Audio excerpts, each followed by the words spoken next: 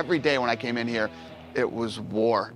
And that's literally what I did. I'd stand yell on the phone, "F you, f you." Dana, congratulations on your first show. That's got to feel good. Thank you very much, James. You know what I did? I went to the bookstore and I bought books on marketing. I bought books on finance. I bought books on PR. That was how I learned. You have to understand what my job is. What my job is, in this day and age, I have to convince you to stay home on Saturday when you've been busting your ass at school all week, working, all the other things you gotta do. You probably wanna go out and meet some girls or take your girl out to dinner or go to a movie. I have to convince you to stay home on Saturday and pay $55 to watch my event. Dana's #1 priority is to legitimize and clean up the brand so it's perceived as an actual sport. We want to make this the Super Bowl of mixed martial arts. So we did the exact opposite.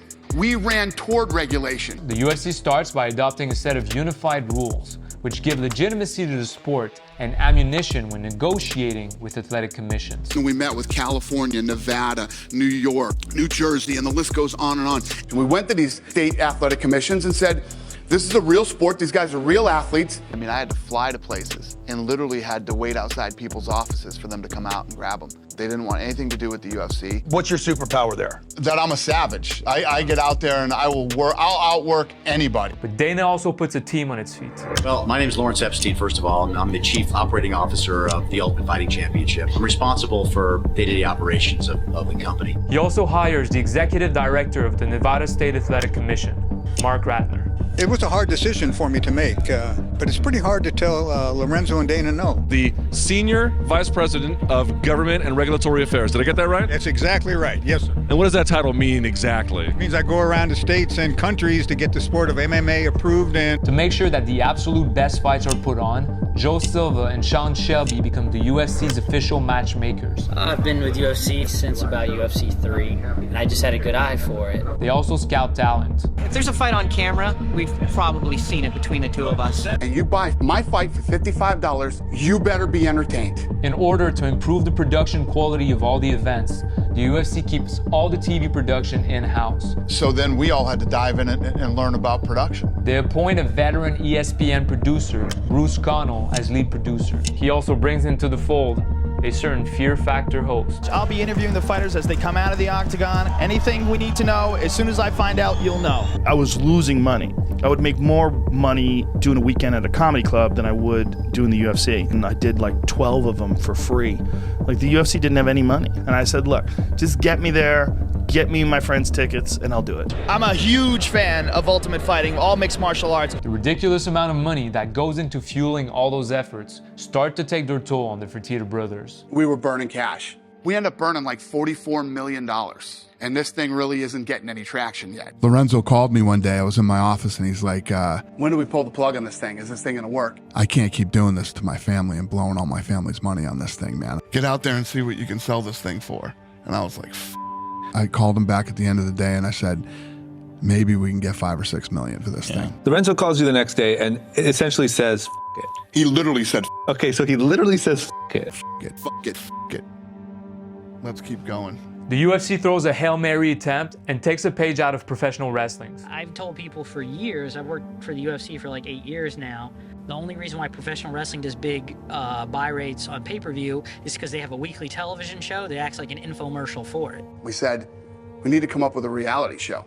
Literally, me and my team went into my office at like 8 o'clock at night, and we bounced a zillion different concepts around, and that's the one we came up with. So all these guys live in a house. For those of you that don't know, they're coached by 2 big stars in the UFC. Every time you fight and you lose, you get eliminated. It's about, do you want to be a fighter? Anybody who says they don't, I don't want you here. And it would end with a finale. 2 guys fight in the finale. 1 guy becomes the Ultimate Fighter and gets a contract with the UFC. The idea is to use reality TV as a Trojan horse to sneak MMA on cable TV. But at the end of every episode, there's a live fight. You know what I mean? There was a fight that would be on TV. That was the last $10 million investment the brothers were putting in. This is it. We're going to give this thing a shot.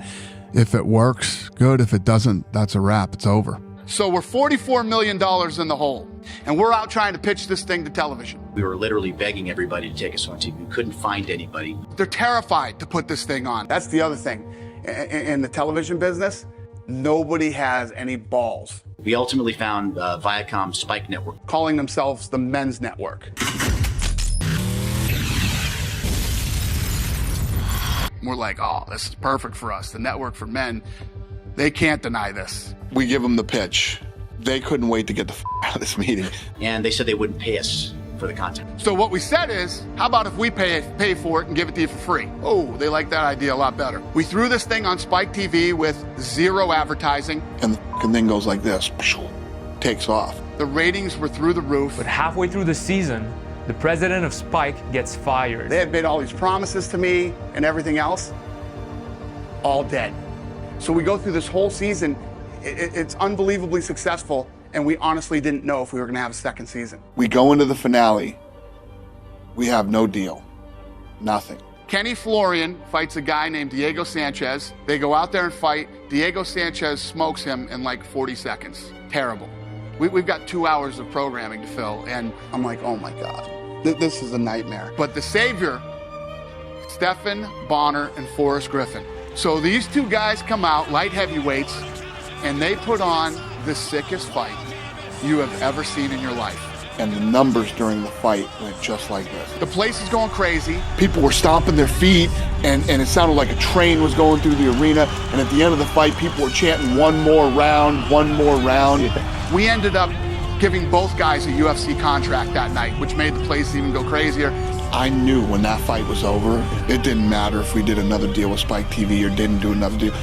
We did it. We made it. We were going somewhere. Yeah. We literally got up out of our chairs, walked out into the alley, and cut the deal for season 2. We cut a new deal on a napkin. I know that sounds dramatic, but it's true. If that first season didn't happen, I would not be sitting here right now. It's the craziest story ever. You literally couldn't write this shit. After that success, the UFC doubles down on Spike TV programming.